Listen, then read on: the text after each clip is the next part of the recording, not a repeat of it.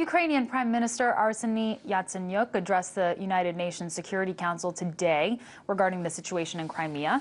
Residents of the region are gearing up to participate in a historic vote that would allow them to decide if the region should become a part of Russia.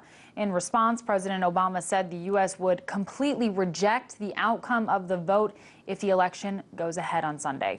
For more on the latest, let's go to RT's Marina Portnaya in our New York studio. So, Marina, I know you've been following the Security Council meetings. Yatsenyuk just wrapped up his address. What did he have to say?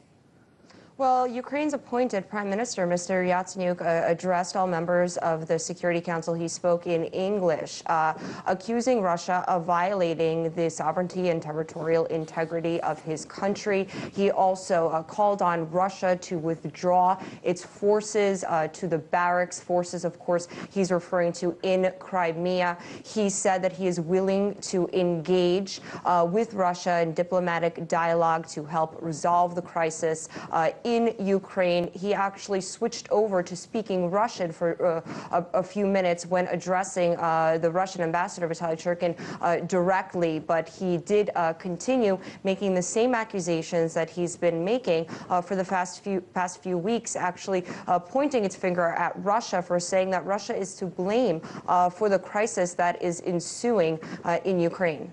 And how did the council members respond to that address?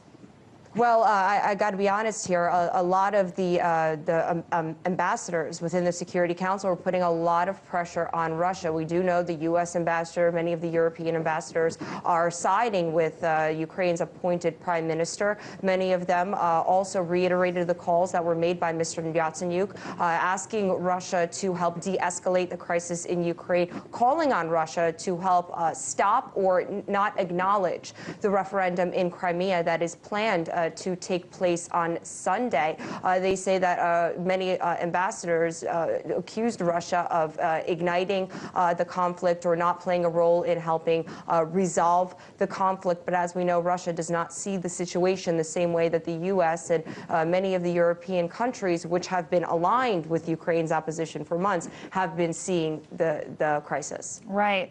And, you know, we've obviously heard a lot from Obama and Kerry. The U.S. clearly does not want this referendum to happen this Sunday. Is there any chance that it could get called off? Well, we don't know what the chances are. We do know that U.S. Secretary of State John Kerry will be meeting with his Russian counterpart, Sergei Lavrov, within the next 24 hours. They're both very well-experienced diplomats. It seems like they get on pretty well together and are able to communicate well with one another. But it's clear that the U.S. and Russia do not see the crisis in Ukraine the same way. The U.S. does not want to acknowledge Russia's position on it, and what Russia saying is taking place there, that there are some members in the Ukrainian opposition that are of a radical element, that the Russian minorities, Russia insists, the Russian minorities living in Ukraine are feeling pressure. They're having rights taken away from them. There are valid concerns that Russia has raised about the Ukrainian crisis that the U.S.